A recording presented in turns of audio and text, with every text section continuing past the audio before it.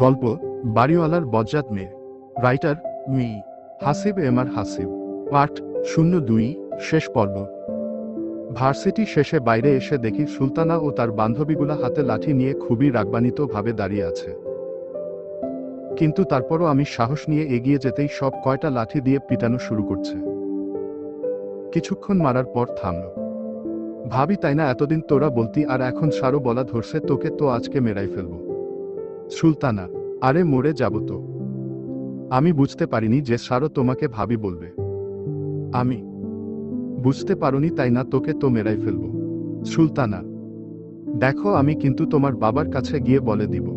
আমি: কোনো উত্তর নেই। আরো কিছুক্ষণ মেরে চলে গেল। আমার তো সারা শরীর ব্যথা, কোনো মতে বাসা চলে এলাম। আরে সিয়াম, তোমার এই অবস্থা হলো কি করে? আঙ্কেল: আর বইলেন না, সেদিনকার ওই মহিলা কুকুর গুলা আজকেও দৌড়ানি দিছিল, কিন্তু প্রতিবাদ স্বরূপ আমি একটা ইট মারছি আর তার চোখে লাগছে, সেই জন্য পাবলিকে মারছে। আমি: কি একটা কুকুরকে ইট মারার জন্য মারছে? আঙ্কেল: আসলে মহিলা কুকুর তো, আর আমাদের দেশে তো মহিলাদের অনেক সম্মান, সেই জন্য। আমি: আচ্ছা যাও, নিজের রুমে চলে যাও আঙ্কেল। বা সেও কি সুন্দর আমার কথা বিশ্বাস করে নিল। রুমের মধ্যে শুয়ে আছি, প্রচণ্ড ব্যথা করছে, মেয়েগুলার গায়ে কি শক্তি। সন্ধ্যার সময় দেখি সুলতানা আমার রুমে এসে হাজির। উই, তোর কি একটু লজ্জা নেই? এত মারা মারলাম, তারপরও আবার মহিলা কুকুর বলছস। সুলতানা: তখন তো তোমরা কয়েকজন একসাথে ছিলে তাই মারতে পারছো, এখন কিন্তু একা আছো, সাবধানে কথা বলবে। আমি: তুই আমার বাসায় থেকে আমাকেই ভয় দেখাচ্ছিস, কি করবি আমাকে? হো। সুলতানা: আমি উঠে গিয়ে দরজাটা বন্ধ করে সুলতানার কাছে এগিয়ে আসছি। দেখ, কাছে আসবি না, নইলে কিন্তু খারাপ হয়ে যাবে। সুলতানা: দেখি কার খারাপ হয়। আমি আমি সুলতানার আরো একটু কাছে এগিয়ে যেতেই ও একটা লাথি এমন জায়গায় দিচ্ছে, তারপর আমার আর কিছু মনে নাই। সকালে উঠে দেখি আমি ফ্লোরে পড়ে আছি। তাড়াতাড়ি উঠে ভার্সিটির দিকে যাব এমন সময় রাফির ফোন। কিরে, কি হয়েছে? আমি: কোথায় তুই? রাফি: বাসায়, ভার্সিটির জন্য বেরোচ্ছি। আমি: ভার্সিটিতে আসতে হবে না, আগামী 15 দিন বন্ধ থাকবে। রাফি: ও আচ্ছা ঠিক আছে, তো রাখো। আমি বুঝলাম না, ভার্সিটি বন্ধ কেন? 15 দিন বন্ধ আছে। এই ফাঁকে একটু বাড়ি থেকে ঘুরে আসি। জামা কাপড় গুলা গুছিয়ে বের হয়ে নিচে আসতেই দেখি সুলতানাও বের হচ্ছে। আমি তো পিছন থেকে গিয়ে তার মাথায় একটা গাঁটটা মেরে ভৌ দৌড়। একেবারে বাড়িতে চলে আসছি। আম্মু ও আম্মু কই গেলা? আমি: কিরে, বলা নেই এমন হুট করে চলে এলি, আর সারের মতো চেঁচাচ্ছিস কেন? আম্মু: বাড়িতে আসার সাথেই শুরু করে দিচ্ছ। ক্ষুধা লাগছে, খেতে দাও। আমি: আগে গিয়ে ফ্রেশ হয়ে আয় যা। আম্মু: ফ্রেশ হয়ে এসে খেয়েই বেরিয়ে পড়লাম। মাঠের দিকে আসতেই দেখি সোহাগ বসে আছে। কিরে সোহাগ, কেমন আছোস? আমি: ভালো, কখন আসলি? সোহাগ: এই তো কিছুক্ষণ। তা কেমন চলছে তোর দিনকাল? আমি: ভালোই। তোর? সোহাগ: আমার কি কখনো খারাপ চলে নাকি? ভার্সিটির সবাই এক নামে চেনে। আমি: চিনবেই তো, কারণ বাদর না তুই একটা। সোহাগ: ভালো কথা, আমি ঢাকা যাওয়াতে তুই খুব খুশি হয়েছিলি তাই না? এর জন্য তোকে শাস্তি পেতে হবে। আমি: দেখা যাবে, চল হাঁটি। সোহাগ: হুমম চল। আচ্ছা, ওই রিমা আর সাকিবের ব্যাপারটা কি হলো? রিমাকে বলছিলি? আমি: আর বলিস না। সোহাগ: কেন, কি হয়েছে? আমি: সেদিন রিমা এসেছিল, বলেছিলাম তুই কথা বলবি, কিন্তু তুই আসিসনি। পরের দিন ওর সাথে যখন দেখা হয় তখন ওর কাছে সাকিবের কথা বলতেই দিছে একটা। সোহাগ: কি দিছে পাপ্পি? আমি: আরে না, থাপ্পড় দিছে। আমার তো এখন মনে আছে থাপ্পড়ের কথা। সেদিন বুঝতে পারছি মেয়েদের গায়ে কি শক্তি। তুই ঢাকায় কারোর সাথে প্রেম করিস না? সোহাগ: আরে আমার পিছনে মেয়েদের লাইন পড়ে আছে, ভার্সিটির সব মেয়েই তো আমার উপর ফিদা। আমি: থাক, আর চাপা মারিস না। দেখে তো মনে হয় মেয়েদের হাতে মারটার খাইছস। সোহাগ। সোহাগের কথাটা শুনে নিজের দিকে তাকিয়ে দেখি কোনো মারের চিহ্ন বোঝা যাচ্ছে কিনা। না বুঝে যাচ্ছে না তো তাইলে বুঝো কিভাবে মনে হয় আন্দাজে গুলি মারছে। শোন, আন্দাজে গুলি মারা ঠিক না। আর আমি কেন মেয়েদের হাতে মার খেতে যাব? আমি। আচ্ছা বাদ দে, সোহাগ। তারপর আরো কিছুক্ষণ ঘোরাঘুরি করে বাসায় চলে গেলাম। দেখতে দেখতে 15 দিন কেটে গেল, তবে একটা বিষয় লক্ষ্য করে দেখেছি সুলতানাকে মাঝে মাঝে মিস করতাম। বুঝতে পারি না কেন। আজকে ভার্সিটি খোলা আর আমি ঢাকার উদ্দেশ্য রওনা দিব, ক্লাসটা আজকে মিস। দুপুরের দিকে রেডি হচ্ছি, এমন সময় রাফির ফোন। কিরে রাফি, কেমন আছি? আমি। ভালো, কোথায় তুই? রাফি। বাড়িতে রেডি হচ্ছি, ঢাকায় আসতেছি। আমি। ভাই তুই আসিস না। রাফি। কেন? সুলতা আসছিল আমার কাছে, তোর নাম্বার চাইছে, দেই নাই, সেই জন্য উড়াধুরা মেরে নাম্বারটা নিয়ে গেছে। কোনো অপরিচিত নাম্বার থেকে ফোন দিলে ধরবি না, আর কয়েকদিন পরে আয়। রাফি। বলিস কি? আচ্ছা আমি দেখছি, এখন রাখি, ভালো থাকিস। আমি। বুঝলাম না সুলতানা আমার নাম্বার নিচ্ছে কেন? এখন যদি ঢাকায় যায় তাহলে নিশ্চয় আমার কপালে দুঃখ আছে, না আর কয়েকদিন পরেই যাব মনস্থির করলাম। রাত্রে দেখি একটা অপরিচিত নাম্বার থেকে ফোন আসছে, ধরতে গিয়ে মনে পড়ল রাফির কথাটা। ধরলাম না, কিন্তু কয়েকবার ফোন আসার পর ধরতে বাধ্য হলাম। ফোন ধরতে এতক্ষণ লাগে। সরি, কে বলছেন? আমি। আমি তোর জম। জম মানে ও যমরাজ, কিন্তু তারা তো ছেলে হয়। আপনার কণ্ঠ শুনে মনে হচ্ছে না তো আপনি ছেলে। আমি। তুই ফাইজলামি করবি না, ঢাকায় আসবি কবে? সরি, আপনাকে চিনতে পারছি না, মনে হয় রং নাম্বারে ফোন দিছেন। আমি। বাদর, আমি সুলতানা, ঢাকায় আয়, তোর খবর আছে। ও জাতীয় ভাবি, আগে বলবেন তো আপনি। আমি। আবার এবার ঢাকায় আয়, তোকে মেরাই ফেলব। সুলতানা। কেন, তোমার কি জেলে যাবার খুব শখ জাগছে নাকি? আমি। দেখ ফাইজলামও করবি না, ঢাকা আয়, তোর জাতীয় ভাবি আমি বের করব। সুলতানা। আচ্ছা, সেটা দেখা যাবে। আমি। ফোনটা রেখে দিলাম। বুঝতে পারছি এখন ঢাকায় গেলে আমার বিপদ আছে। আমি তো এখন ঢাকায় যাব না, আরো কিছুদিন পর যাব।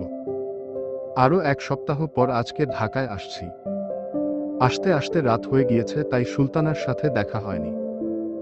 সকালে ঘুম থেকে উঠে ভার্সিটিতে গিয়ে সকলের সাথে বসে আড্ডা দিচ্ছি, দেখি সুলতানা আমার দিকে রাগী ভাবে তেড়ে আসছে।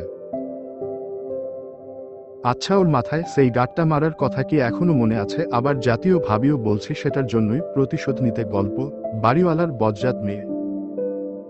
সুলতানা তো সোজা এসে আমার হাত ধরে টানতে টানতে নিয়ে আসতেছে।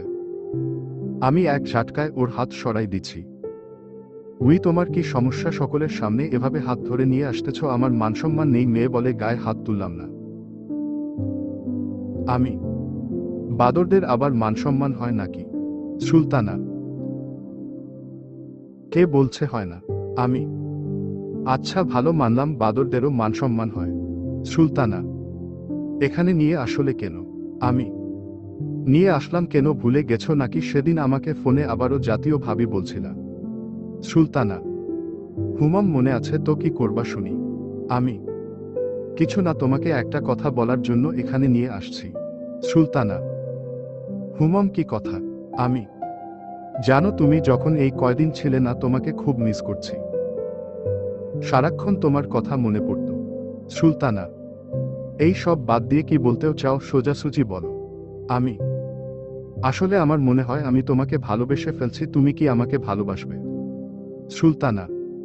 সুলতানার মুখে ভালোবাসি কথাটি শুনে কিছুটা অবাক হলাম। আচ্ছা, এটা ওর কোনো নতুন চাল নয়তো আমাকে ভালোবাসার জালে ফাঁসিয়ে প্রতিশোধ নেওয়ার? যতদূর জানি মেয়েরা সহজে কাউকে প্রপোজ করে না, কিন্তু সুলতানাকে দেখে তেমন কিছুই মনে হচ্ছে না। যেন ওর কাছে এটা সাধারণ ব্যাপার। আমি কি ওর প্রস্তাবে রাজি হব নাকি হব না? মনের মাঝে একটা সংশয় কাজ করছে। কি হলো, কথা বলছো না কেন? সুলতানা। ছি ছি, কি বলো? ভাবির সাথে কি কেউ প্রেম করে? আমি। ভাবি দ্বারা তোর ভাবি বের করছি। সুলতানা বলেই হাতে থাকা লাঠি দিয়ে একটা বাড়ি দিচ্ছে। দেখো বেশি বাড়াবাড়ি হয়ে যাচ্ছে, কিন্তু আমি এখনো তো কিছুই হয়নি, বল ভালোবাসিস কিনা? সুলতানা: না, আর তাছাড়া তোমাকে ভালোবেসে আমার জাতীয় ভাবিটাকে হারাতে চাই না। আমি: আর একবার ভাবি বললে তোর পা ভেঙে দিব। সুলতানা: ঠিক আছে। আমার উত্তর কই? সুলতানা: কিসের উত্তর? আমি: আমি তোমাকে ভালোবাসি বললাম, এটার তুমি আমাকে ভালোবাসো না। সুলতানা: না, ভালোবাসিস না তাই না? ভালো তো তোকে বাসতেই হবে, না হলে এখানেই মেরে রেখে দিব। সুলতানা রাগী কণ্ঠে: বাবারে, কি ভয়ঙ্কর মেয়ে! কি হলো বল? সুলতানা: আচ্ছা, আমাকে একদিন ভাবতে দাও। আমি: ঠিক আছে, তবে উত্তরটা যেন হ্যাঁ হয়। সুলতানা এই বলে চলে গেল। আমি তো পড়ে গেলাম এক মহা বিপদে। কি করি? রাত্রে শুয়ে শুয়ে সুলতানার বলা কথাগুলো ভাবছি। সুলতানা কি সত্যি আমাকে ভালোবাসে, নাকি এটা ওর বিছানো কোনো জাল, কিছুই বুঝতে পারছি না। তবে সুলতানার জন্য মনের মাঝে কেন জানি না এক অজানা টান অনুভব করছি। ভালো কি বাসবো বুঝতে পারছি যে ও আমার সাথে নাটক করছে, তাহলে আমিও ওর সাথে নাটক করতে থাকি, দেখি কি হয়। পরের দিন সকালে ঘুম থেকে উঠে ছাদে চলে গেলাম, একটু পর দেখি সুলতানাও এসে হাজির। কি হলো? আমার প্রশ্নের উত্তর কই? সুলতান এই বলে চলে গেল। আমি তো পড়ে গেলাম এক মহা বিপদে। কি করি? রাত্রে শুয়ে শুয়ে সুলতানার বলা কথাগুলো ভাবছি। সুলতানা কি সত্যি আমাকে ভালোবাসে, নাকি এটা ওর বিছানো কোনো জাল, কিছুই বুঝতে পারছি না। তবে সুলতানার জন্য মনের মাঝে কেন জানি না এক অজানা টান অনুভব করছি। ভালো কি বাসবো বুঝতে পারছি যে ও আমার সাথে নাটক করছে, তাহলে আমিও ওর সাথে নাটক করতে থাকি, দেখে কি হয়। পরের দিন সকালে ঘুম থেকে উঠে ছাদে চলে গেলাম, একটু পর দেখি সুলতানাও এসে হাজির। কি হলো? আমার প্রশ্নের উত্তর কই?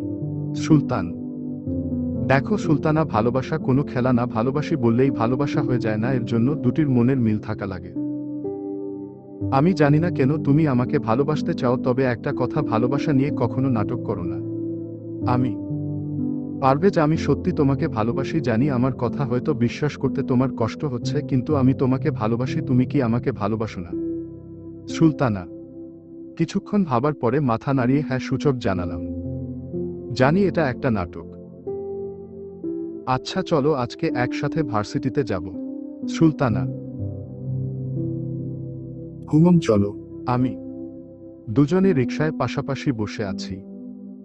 সুলতানার কাছে এর আগেও অনেকবার ঝগড়া করার সময় কাছে এসেছি, কিন্তু তখন কিছু মনে হয়নি। আজকে কেন জানি একটা অস্থিরতা কাজ করছে। ভার্সিটির কাছে আসতেই রাফি আমাদের দুজনকে একসাথে দেখেই হা করে ফেলছে। তারপর চলতে থাকে আমাদের নাটকময় ভালোবাসা। একসাথে ভার্সিটিতে যাওয়া আসা, ফুচকা খাওয়া, ঘুরতে যাওয়া। তবে সুলতানা সব সময় আমার উপর একটা ওভার কেয়ার করে, যেটা নাটকময় ভালোবাসার প্রধান চিত্র। এটার দ্বারা হয়তো বোঝাতে চাচ্ছে যে সে আমাকে ভালোবাসে। ওর সাথে নাটক করতে করতে যে কখন ওকে ভালোবেসে ফেলেছি নিজেও জানি না। সকালে রুমের মধ্যে শুয়ে আছে, হঠাৎ করে সুলতানের আগমন। বুঝতে পারলাম না এত সকালে কেন আসলো। আসার সাথেই দেখি টেবিলের উপর কি যেন নাড়াচাড়া করছে। কি ব্যাপার এত সকালে? আমি: কেন আমি আসতে পারি না বুঝি? সুলতানা: কেন পারবে না? অবশ্যই পারো, কিন্তু এত সকালে আসছো তাই একটু অবাক হয়েছি। আমি: তাড়াতাড়ি উঠে রেডি হয়ে নাও। সুলতানা: কেন, কোথায় যাবা? আমি: মার্কেটে যাব। সুলতানা: মার্কেটে যাবে মানে? তার মানে আমার টাকা শেষ করার ধান্দা? না না, আমি মার্কেটে যেতে পারবো না, তুমি যাও। আমি: ভয় পাবার দরকার নেই, টাকা আমি দিব, চলো। সুলতানা: বাহ, এত ভালো নাকি যে ওই টাকা দেবে? এর ভিতরে নিশ্চয় কোনো মায়ের প্যাচ আছে। আমিও আর কোনো কথা না বলে রেডি হয়ে ওর সাথে চলে গেলাম মার্কেটে। জামা কাপড় কিনা খাবারের বিল সবই সুলতানা দিচ্ছে, বুঝলাম না কেমনে কি। সন্ধ্যার দিকে বাসায় এসে ফ্রেশ হয়ে পড়তে বসলাম। রাত্রে প্রচন্ড ক্ষুধা লাগছে, তাই ভাবলাম বাইরে থেকে খাবার নিয়ে আসবো। মানিব্যাগটা বের করে টাকা বের করতে গিয়ে দেখি টাকা নেই। সব জায়গা খুঁজে কোথাও পাইনি। তখনই মনে পড়ল সুলতানা সকালে এসে আমার টেবিলে নাড়াচাড়া করছিল আর মানিব্যাগটাও টেবিলের উপর ছিল, তার মানে ওই টাকা নিচ্ছে। এবার বুঝতে পারলাম মার্কেট করার এত টাকা কোথায় পেল। সকালে সুলতানাকে কিছু বলতে গিয়ে বললাম না। না হলে ভাববে আমি কিপটা। এভাবেই কেটে গেল আরো কয়েকটা দিন। একটা বিষয় লক্ষ্য করেছি যে সুলতানা এখন আর আগের মতো নেই, দূরে দূরে থাকে, অবহেলা করে। আমি জানি এটাই হবার ছিল। কিন্তু তারপর কষ্ট হতো। কয়েকদিন যাবৎ সুলতানা আমাকে খুবই অবহেলা করছে, ঠিক মতো কথা বলে না। দেখা হলে উল্টো দিকে চলে যায়। আমারও তেমন একটা কষ্ট হয় না, কারণটা প্রথমেই বুঝতে পেরেছিলাম। যাই হোক, তারপরও সুলতানার সাথে একটু কথা বলা দরকার। বিকালের দিকে ছাদে উঠে দেখি সুলতানা এক কোণায় দাঁড়িয়ে আছে। আমাকে দেখা মাত্রই চলে যেতে লাগলো। দাঁড়াও সুলতানা, তোমার সাথে আমার কিছু কথা আছে। আমি কিছু না বলে হাঁটা ধরলো। আমি দৌড়ে গিয়ে ওর সামনে দাঁড়ালাম। এখন আমাকে কিছুটা অভিনয় করা দরকার, দেখি কয়েকটা ফিল্মি ডায়লগ ছেড়ে কাজ হয় কিনা। কি হলো, কথা বলছো না কেন? আমি সরো, আমার কাজ আছে। সুলতানা, আমি জানি তোমার কোনো কাজ নেই, তুমি আমার সাথে এমন করছো কেন? কি করছি আমি? আমি কিছু না। সুলতানা, তাহলে এমন অবহেলা করছো কেন? আমি কারণ আমি তোমাকে ভালোবাসি না। সুলতানা। কথাটা শুনে একটুও অবাক হয়নি, এটা তো হবারই ছিল।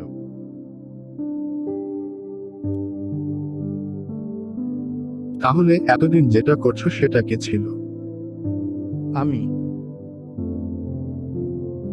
ওটা নাটক ছিল, কারণ তুমি আমাকে অনেক জ্বালিয়েছো আর আমি প্রতিশোধ নেওয়ার জন্য এমন করেছি। সুলতানা, সত্যি তুমি আমাকে ভালোবাসোনি? আমি না। এটা বলেই সুলতানা চলে গেল। তেমন একটা কষ্ট হচ্ছে না আমার, কিন্তু তারপরও মনের ভিতর একটা ভারী বোঝা মনে হচ্ছে।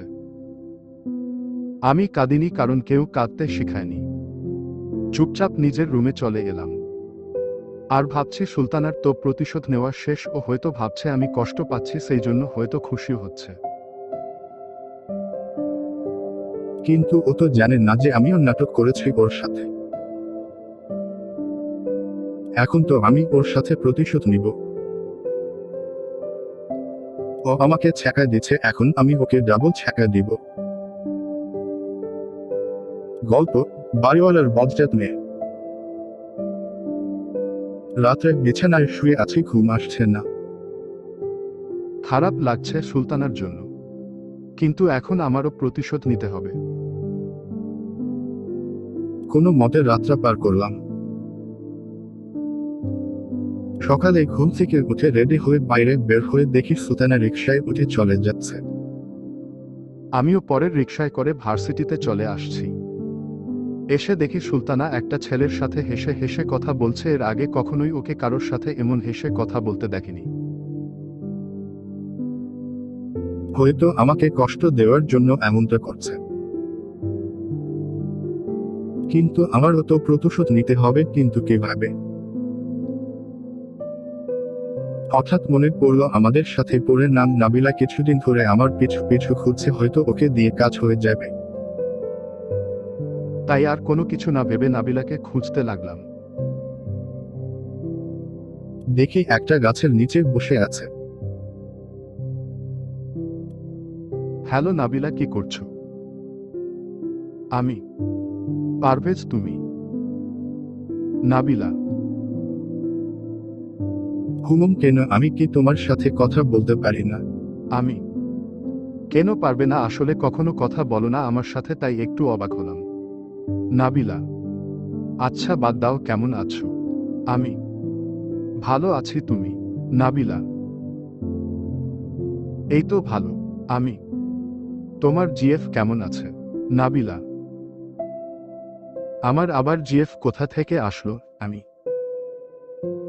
উই যে সুলতানা। নাবিলা: আরে ওটা তো জাতীয় ভাবে, আর আমাকে একটু তার সাথে অভিনয় করতে বলছিল, সে আমার জিএফ হয় না।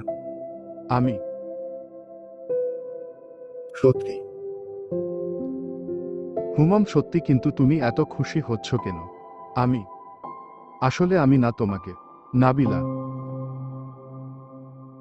কি হলো, থামলে কেন? বলো তুমি আমাকে। আমি বাদ দাও না, পরে বলবো। চলো না হাঁটি। নাবিলা: হুম্মম চলো। আমি আমি আর নাবিলা পাশাপাশি হাঁটছি। সুলতানার কাছে আসতেই নাবিলার হাতটা ধরলাম। নাবিলা কিছু বলেনি, শুধু একটা মুচকি হাসি দিয়েছিল। সুলতানার সামনে দিয়ে যাচ্ছে দেখি সুলতানা রাগে ফুলতেছে, আর আমাদের দিকে একভাবে তাকিয়ে আছে। ওর এমন তাকানো দেখে আমি নাবিলার আর একটু কাছ ঘেঁষে হাঁটলাম। তারপর দুজনে মিলে ক্লাসে একসাথে বসে ক্লাস করলাম। সারা ক্লাস ধরে সুলতানা আমাদের দুজনের দিকে তাকিয়েছিল। ভার্সিটির ছুটির পর আমি আর নাবিলা একসাথেই বের হয়েছি। আচ্ছা নাবিলা, যাও, আবার কালকে দেখা হবে। আমি হুমাম কিন্তু কালকে একটু তাড়াতাড়ি আসবে, একসাথে ঘুরব। নাবিলা: আচ্ছা, ভালো থেকো। আমি নাবিলা ওর মতো চলে গেল। নাবিলাকে বিদায় দিয়ে পিছনে তাকিয়ে দেখি সুলতানা রাগে ফুলতে ফুলতে আমার পাশ দিয়ে চলে গেল। কিরে পারভেজ, তোকে দেখলাম নাবিলার সাথে ঘুরতে। সুলতানা দেখেও কিছু বলল না, ব্যাপারটা কি? রাফি, লেখার হাত নেই। হাসিব এমার হাসিব লেখার হাত। তারপর রাফিকে ঘটনাটা খুলে বললাম। বাহ, ভালোই তো পারিস। এবার মজা হবে। রাফি: আচ্ছা আশিরে, ভালো থাকিস। আমি বাসায় এসে ফ্রেশ হয়ে চলে গেলাম ছাদে। এক কোনায় দাঁড়িয়ে শহরটাকে দেখছি। নাবিলার সাথে কথা বলছো কেন? কথাটা শুনে পিছনে তাকিয়ে দেখি সুলতানা দাঁড়িয়ে আছে। মানে, আমি নাবিলার সাথে কথা বলো কেন? সুলতানা: সেটা আমার ব্যক্তিগত ব্যাপার, তোমাকে বলতে বাধ্য নই। আমি এরপরে আর ওর সাথে কথা বলবা না। সুলতানা: আমি ওর সাথে কথা বলবো কি বলবো না সেটা তুমি বলার কে? আমি কেন? নাবিলা তোমার কে হয় যে কথা বলতে হবে? সুলতানা: ও আমাকে ভালোবাসে আর আমিও। আমি তুমিও কি? সুলতানা: ভালোবাসি। আমি কেন? তুমি না আমাকে ভালোবাসো। সুলতানা: ছি ছি, কি বলো? এইসব ভাবিদের সাথে প্রেম করা যায় নাকি? আমি আবার শুরু করছো? তুমি আমাকে ভালোবাসো না, তাহলে এতদিন কি করছিলে? সুলতানা: আমি বুঝতে পেরেছিলাম যে তুমি আমার সাথে নাটক করতেছো, তাই আমিও নাটক করছি। আমি সেটা যাই হোক, এখন থেকে আর ওর সাথে কথা বলবে না। সুলতানা: কেন?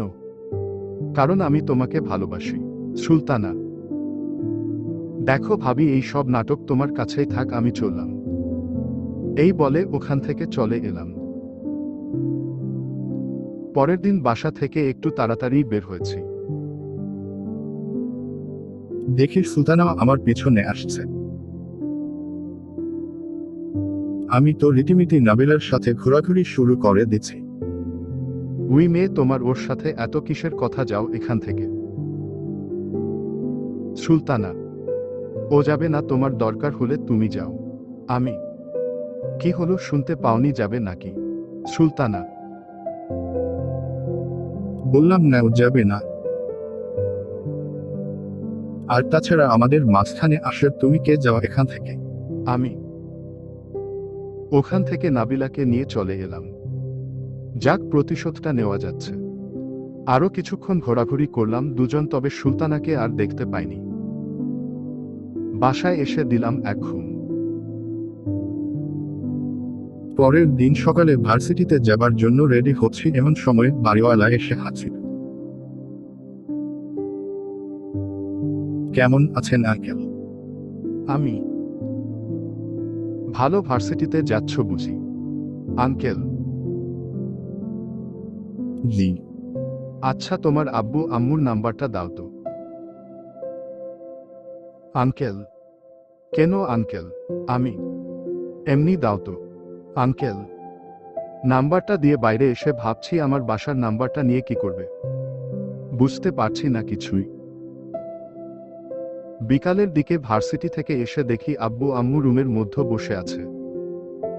আব্বু আম্মু, তোমরা এখানে কখন আসলে? আমি এইমাত্র। আম্মু? কিন্তু কেন? আমি শুনলাম এখানে এসেও নাকি বাদরামি করিস, বাড়িওয়ালার মেয়ের সাথে প্রেম করেছিস, এখন নাকি বিয়ের কথা বলাতে এড়িয়ে যাচ্ছিস। আম্মু? কি দেখো আম্মু, সে যা বলছে সব মিথ্যা। আমি কেন তার মেয়ের সাথে প্রেম করতে যাব? আমি চুপ, বেশি কথা বলবি না, তোকে খুব ভালো করে চিনি। বাড়িওয়ালা আমাদের এখানে ফোন করে আনিয়েছে, এখন তোকে তার মেয়ের সাথে বিয়ে করতে হবে। আম্মু? কি অসম্ভব, আমি বিয়ে করতে পারবো না। আমি বিয়ে তো তোকে করতেই হবে, কারণ তোর জন্য আমাদের বদনাম হোক এটা আমরা চাই না। সহজভাবে বিয়ে করলে ভালো, না হলে জোর করে করাবো। আম্মু? দেখো আম্মু, তারা যা বলছে তা সম্পূর্ণ মিথ্যা। আমি চুপ, যা গিয়ে রেডি হয়ে আয়। আম্মু? আমি যাব না।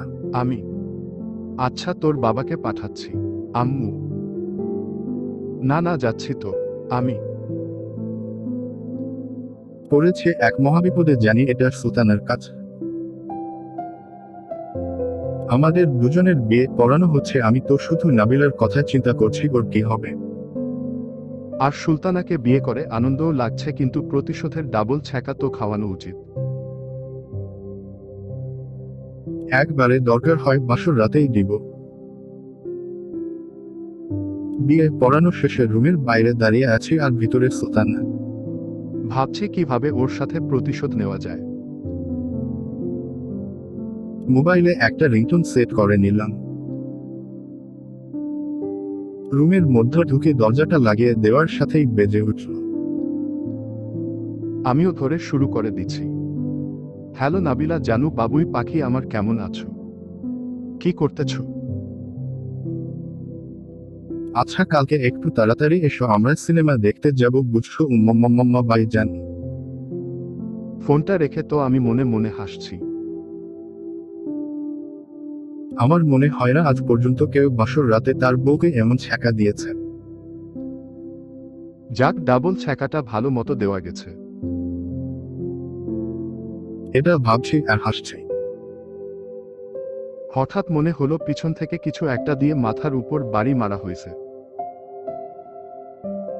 তারপরে আর কি হয়েছে আমার মনে নেই। পরে কি হয়েছে মনে নাই। যখন জ্ঞান ফিরল, নিজেকে বিছানার উপর আবিষ্কার করলাম। মাথাটা এখনো ব্যথা করছে, যে জোরে মারছে, ভাগ্য ভালো যে মাথাটা ফাটেনি। বিছানা থেকে উঠতে যাব, মনে হলো আমার নিচে উপরে কিছুই নাই। মাথাটা কম্বলের ভিতরে ঢুকিয়ে তো আমি অবাক। এটা কিভাবে হলো? আমার পাঞ্জাবি পায়জামা কই? পাশে তাকিয়ে দেখি সুলতানাও নেই। একটু পরে দেখি বাথরুম থেকে বের হচ্ছে। চুলগুলা ভিজা, মনে হয় গোসল করছে। কিন্তু আমার মাথার মধ্যে শুধু প্রশ্ন ঘুরপাক খাচ্ছে, সুলতানা এত সকালে গোসল করল কেন? আর আমার জামা গুলাই বা কে নিল? তাহলে কি সুলতানা আমার সাথে? উফার ভাবতে পারছি না। কি ব্যাপার, উঠেছ তাহলে? সুলতানা? উঠেছি মানে, আর এত সকালে গোসল করলে কেন? আমার জামা কাপড় কই? আমি কেন? তুমি জানো না মেয়েরা কেন এত সকালে গোসল করে? সুলতানা, না আমি জানি না। আর আমার জামা কাপড়গুলো কি করছো? আমি বারে কালকে রাতে কি কি করলে মনে নেই বুঝি তোমার? সুলতানা, দেখো আমার মনে আছে তোমার আর আমার মাঝে রাতে কিছুই হয়নি, কারণ আমি অজ্ঞান হয়ে পড়েছিলাম। আমি মিথ্যা বলছো কেন? লজ্জা পাচ্ছ বুঝি? সুলতানা, দেখো, ফাইজলামি করবা না বলে দিলাম। আমি ফাইজলামি করতে আমার বয়ে গেছে। তোর সাথে কিছুই হয়নি আমার, বুঝলি? সুলতানা, কেমন বজ্জাতের বজ্জাত দেখছেন নিজের স্বামীকে তুই করে বলছে। এতদিন পর্যন্ত ঠিক ছিল, বিয়ের পরও এর প্রতিশোধ তো আমি তুলেই ছাড়ব। তাহলে আমার জামা কাপড়গুলা? আমি যেভাবে অজ্ঞান হয়ে পড়েছিলে আর ওই জামা কাপড়ে একেবারে খারাপ লাগছিল তোমাকে, তাই খুলে দিছি। সুলতানা, তার মানে তুমি আমার সবকিছু? আমি হুমম দেখেছি তো। সুলতানা বলছে আর মিটমিট করে হাসছে। আল্লাহ গো, আমার মান সম্মান সব শেষ, আমি আর বাঁচতে চাই না, মই ফালাও, আমি আইতাছি। আমি উই চুপ। সুলতানা, এর প্রতিশোধ তো আমি নিয়েই, ছ আকার র ব ওকার। আমি হুমম তা দেখা যাবে। সুলতানা, ঘড়ির দিকে তাকিয়ে দেখি ভার্সিটির সময় হয়ে গেছে, তাই রেডি হচ্ছি। উই কোথায় যাবা? সুলতানা, ভার্সিটিতে নাবিলা আমার জন্ম অপেক্ষা করছে। আমি মিথ্যা কথা প্রতিশোধ নেওয়ার জন্য? উই বেশি ভাব নিবি না, বুঝলি? আমি জানি তুই নাবিলার সাথে দেখা করবি না, কারণ কালকে তোকে মারার পর তোর ফোন দেখেছি যে একটা রিংটোন বাজিয়ে আমার সামনে নাটক করেছিস। যতই চেষ্টা করো না কেন আমাকে ছ্যাঁকা তুমি দিতে পারবে না। সুলতানা, সেটা দেখা যাবে, সরো, ভার্সিটিতে যাব। আমি না, যাবে না। সুলতানা, আমি তোমার কথা শুনতে বাধ্য নই। আমি ঠিকও আছে, তুমি থাকো, আমরা গিয়ে তোমাদের বাড়ি থেকে ঘুরে আসি। সুলতানা, আমাদের বাড়িতে মানে আজকে যাবে নাকি? আমি হুমম, তোমার যেতে হবে না, ভার্সিটিতে যাও। সুলতানা, এই যা, এখন কি করি? সুলতানা, চলে গেলে তো প্রতিশোধ নিতে পারবো না। বাড়ি যাবে আগে বলবা তো, তাহলে কি আমি ভার্সিটিতে যেতাম। আমি না না, তোমাকে যেতে হবে না, উই যে নাবিলা আছে না, ওর কাছে যাও। সুলতানাল, আমার বাড়ি আমি যাব, তোমার কোনো সমস্যা থাকলে তুমি যেও না। আমি আমি আমার মতো করে ব্যাগ গুছিয়ে নিলাম। নিচে বসে আম্মুদের সাথে বসে গল্প করছি, দেখি সুলতানা রেডি হয়ে আসছে। একটা নীল শাড়ি পরেছে, মনে হচ্ছে যেন এক নীল পরী। এর আগে সুলতানাকে শাড়ি পরা অবস্থায় কখনো দেখেনি বললে ভুল হবে, বিয়ের সময় দেখেছি, তবে ভালোভাবে না। আসলেই শাড়িতে ওকে অনেক সুন্দর লাগছে। তারপর সকলে মিলে বাসে উঠে পড়লাম। বাসের মধ্যে বসে ভাবছি বাড়িতে গেলে ওর সাথে ভালো মতো প্রতিশোধ নেওয়া যাবে। বাড়িতে আসতে আসতে বিকাল হয়ে গেছে, তাই আর বাসা থেকে বের হয়নি। পরের দিন সকালে বাসা থেকে বের হয়ে চলে গেলাম সোহাগের কাছে। সুলতানাকে ছ্যাঁকা দেওয়া যায় কিভাবে সেটা প্ল্যান করব। কিরে সোহাগ, কেমন আছিস? আমি এই তো ভালো, শুনলাম বিয়ে করছস, তা ভাবি দেখতে কেমন রে? সোহাগ পুরাই অস্থির, পরীর মতন কিন্তু। আমি কিন্তু কি? সোহাগ পরীর মতো হলেও আস্ত একটা বজ্জাত। আমি মানে বুঝলাম না। সোহাগ তারপর সোহাগরে প্রথম থেকে সব কিছু খুলে বললাম। আমার কথাগুলো শুনে সোহাগ হাসছে, মনে হচ্ছে আমি যেন কোনো জোকস বলছি। কিরে হাসিস কেন? আমি ভাই, এতদিনে একটা মেয়েকে পাইছস, সেই একমাত্র পারে তোর মতো বাদরকে ঠিক করতে। সোহাগ ফালতু কথা বাদ দিয়ে বল, এখন আমি ওকে কিভাবে ছ্যাঁকা দিব? আমি একটা উপায় আছে, তবে এর জন্য একটা মেয়ের দরকার হবে। সোহাগ মেয়ের দরকার হবে কেন? আমি মেয়ে মানুষ ছাড়া এটা হবে না। সোহাগ ঠিক আছে, তোর জিএফ আছে, ওকে নিয়ে আয়। আমি সারা দিকে নজর দিবি না। তোর বাড়ির পাশে ঈশিতা আছে না, ওকে দিয়ে করাবি। সোহাগ আচ্ছা ঠিক আছে, প্ল্যানটা তো বল। আমি ড্যাশ ডট কাজ হবে তো এর আগে এই রকম করেই কিন্তু ধরা খাইছি। আমি আরে হবে মানে 100% হবে। সোহাগ যদি না হয় রে তাহলে তোর যে কি করব আমি নিজেও জানি না। আচ্ছা আসি দেখি ঈশিতা কোথায়। আমি ওখান থেকে এসে ঈশিতাকে খুঁজতে লাগলাম। দেখি ওর বাসার সামনে বসে আছে। কিরে ঈশিতা কেমন আছিস? আমি ভালো, তুই? ঈশিতা ভালো। আচ্ছা একটা কাজ করে দিতে পারবি? আমি কি? এদিকে আয় বলছি। আমি ড্যাশ ডট কি? আমি এটা কখনোই করতে পারবো না। ঈশিতা কেন, তুই না আমার বন্ধু? আমি হুমম তাই বলে এটা করতে পারবো না। ঈশিতা প্লিজ দোস্ত মানা করিস না। এটা করে দে তাহলে তোকে আশিকের সাথে রিলেশন করিয়ে দেব। আমি সত্যি দিবি তো? ঈশিতা হুমম দিব, এখন বল করবি কিনা। আমি কিন্তু আমার খুব ভয় করছে। ঈশিতা কিসের ভয়? আমি আছি তো। আমি যদি ধরা পড়ে যাই। ঈশিতা বললাম তো আমি আছে, এখন যা আর কালকে সময়ের মতো চলে আসিস। আমি সেখানে থেকে বাসায় আসছি আর ভাবছি এবার কিভাবে বাদশা সুলতানা ডাবল ছ্যাঁকা তো তোমাকে খাওয়াবই আমি। খুশিতে তো লুঙ্গি ড্যান্স দিতে মন চাচ্ছে। বাসায় এসে দেখি সুলতানা মুখ ফুলিয়ে বসে আছে। উই তোর কি কোনো দিন বুদ্ধি হবে না? নতুন বউকে নিয়ে গ্রামে আসলি একটু গ্রামটা ঘুরিয়ে দেখাবি, তা না করে সকালেই বেরিয়ে পড়ছস। আম্মু হুমম যাচ্ছি। আমি তারপর সুলতানাকে আমাদের গ্রামটা ঘুরিয়ে দেখালাম। সারাদিন ঘোরাঘুরি করে রাত্রে শুয়ে আছি আর ভাবছি কালকে কি হবে, ভাবতেই যেন নাচতে মন চাচ্ছে। এটা ভাবতে ভাবতে কখন যে ঘুমিয়ে পড়েছি নিজেও জানি না। গল্প বাড়িওয়ালার বজ্জাত মেয়ে। সকালে ঘুম থেকে উঠে ফ্রেশ হয়ে বসে আছি, কিন্তু এখনো ঈশিতা আসছে না কেন বুঝতে পারছি না। দুজনে মিলে নাস্তা করতেছি, এমন সময় ঈশিতার আগমন। যাক এসেছে তাহলে। আন্টি কেমন আছেন? ঈশিতা আরে ঈশিতা কেমন আছো?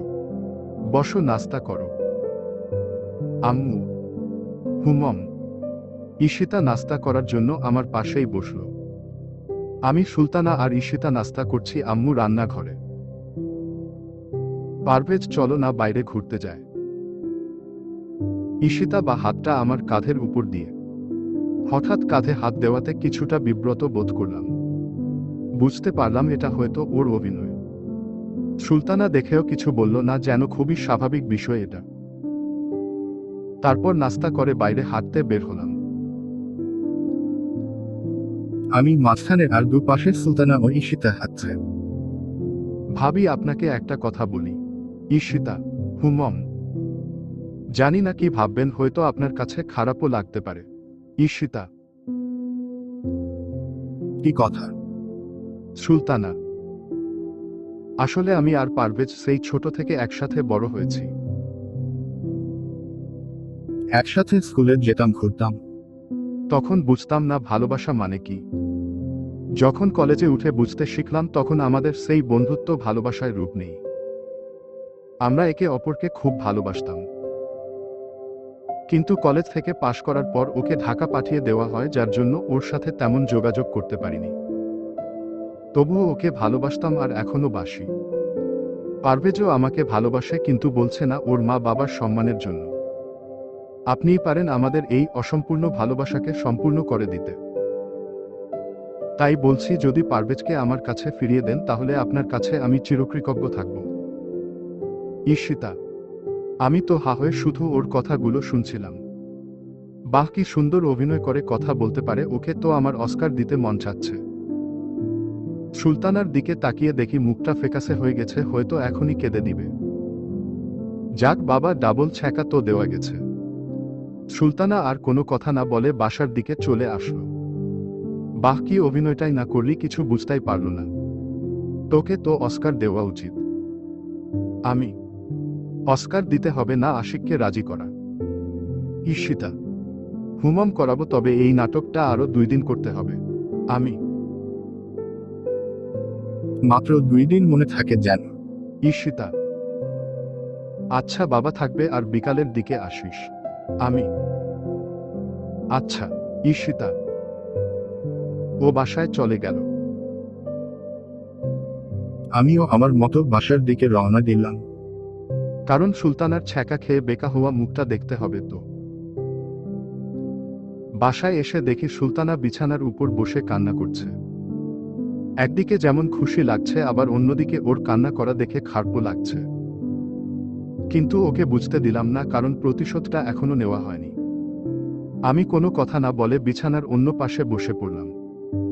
তোমরা একে অপরকে ভালোবাসো, তাহলে আমাকে আগে বলনি কেন? সুলতানা।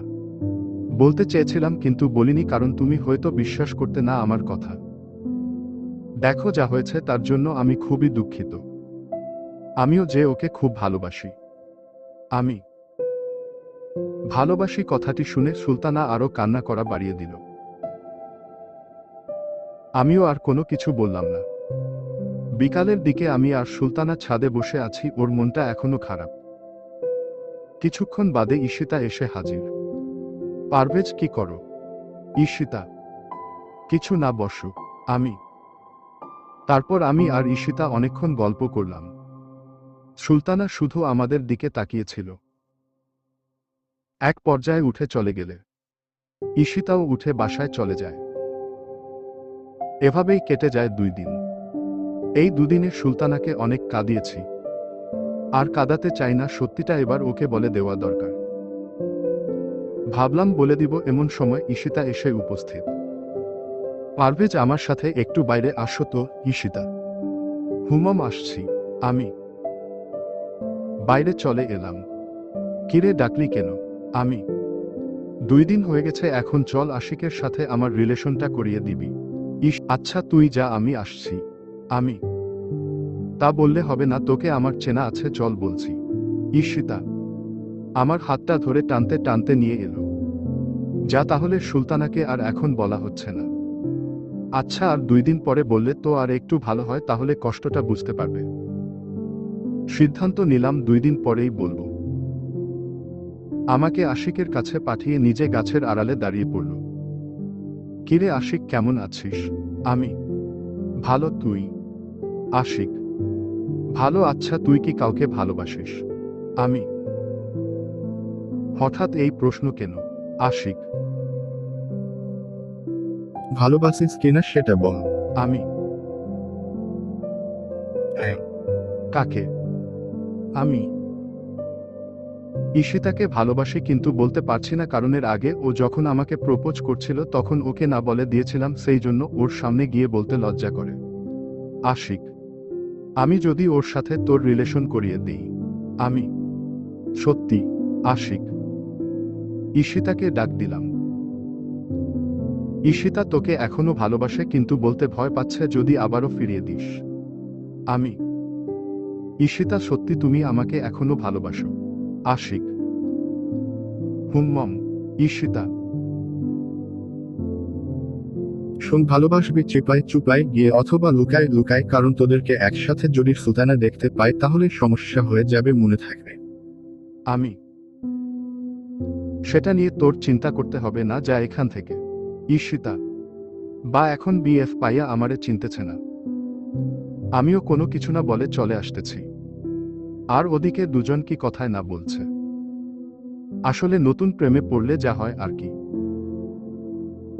বাসায় এসে দেখি সুলতানা নেই। ব্যাপার কি, কোথায় গেল? সারা বাড়ি খুঁজে দেখি কোথাও নেই। আম্মু, সুলতানা কোথায়? আমি। কোথায় আবার ঢাকা? আম্মু। ঢাকা মানে? আমি। ঢাকা মানে চলে গেছে। আম্মু। চলে গেছে, কিন্তু কেন? আমি। জানি না, দেখলাম ব্যাগ নিয়ে বেরিয়ে গেল। আমি জানি তোর সাথে কোনো সমস্যা হয়েছে, যার জন্য রেগে চলে গেছে। এখন যা, গিয়ে নিয়ে আয়। আম্মু। চলে গেল আর তুমি তাকে আটকানোর চেষ্টা করবে না আজব? আমি। আমি তো ভাবছি ডাবল ছ্যাঁকাটা ভালো মতোই কাজে লেগেছে, যে রেগে বাসা থেকে চলে গেছে। অনেক হয়েছে, এখন ওকে সত্যিটা বলা দরকার।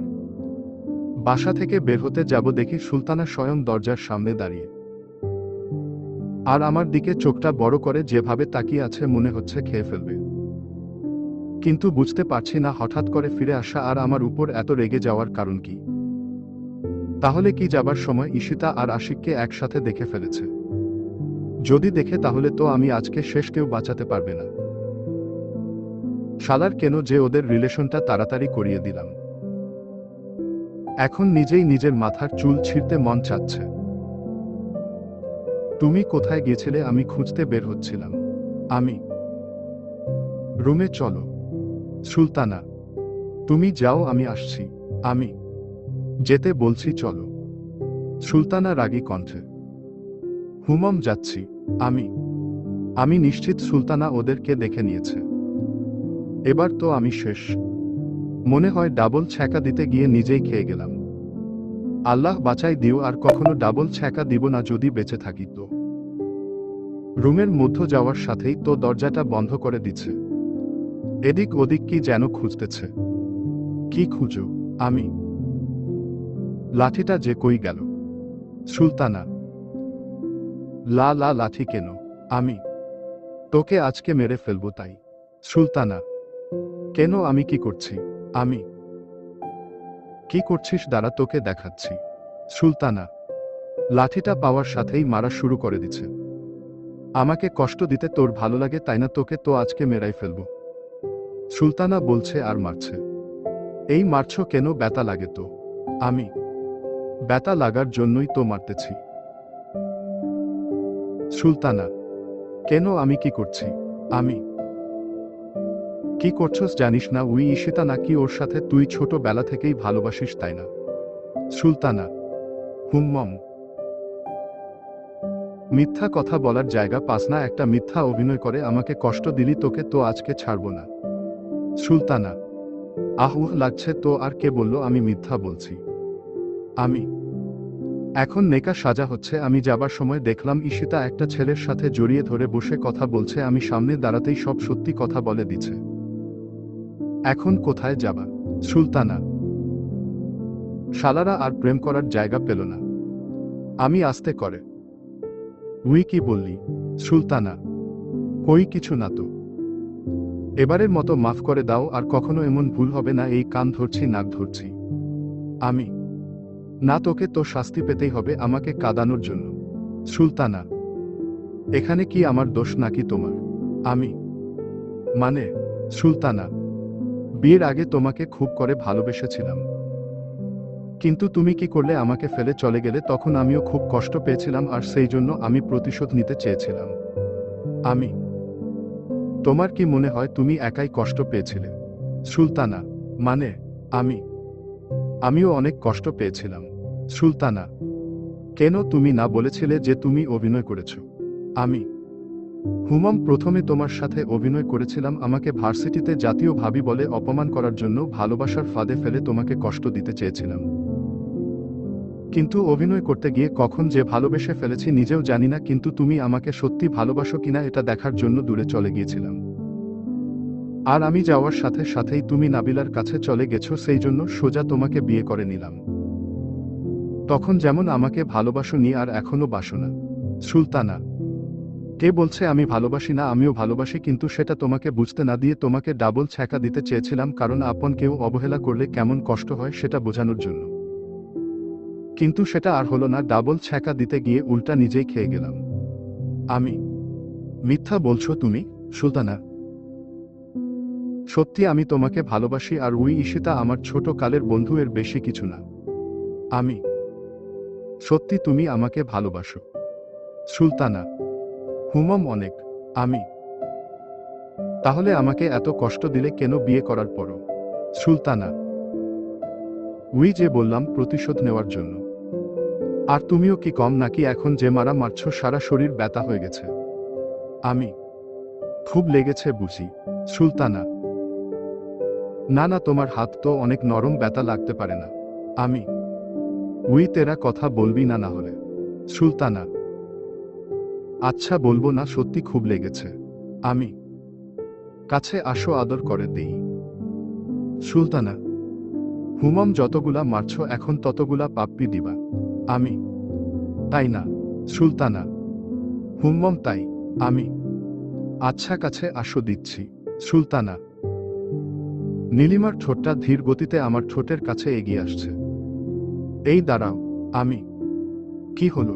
সুলতানা, তোমার ঠোঁট ধুয়ে আসো, 1 কেজি লিপস্টিক লেগে আছে, যদি ওটা আমার পেটে যায় তাহলে আমি শেষ।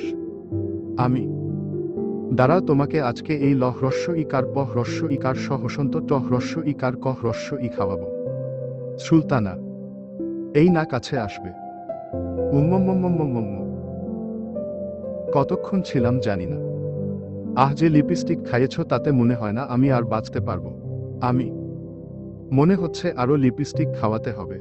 সুলতানা, বলেই আবার আমার উপর ঝাঁপিয়ে পড়ছে। এই আপনারা সবাই ঘুরে দাঁড়ান, আমাদের লজ্জা লাগে তো। জিভ বার করে কাটা ও দৃঢ়ভাবে চোখ বন্ধ করা মুখ, জিভ বার করে কাটা ও দৃঢ়ভাবে চোখ বন্ধ করা মুখ। সমাপ্ত। ধন্যবাদ সবাইকে গল্পের শুরু থেকে আমার সাথে থাকার জন্য।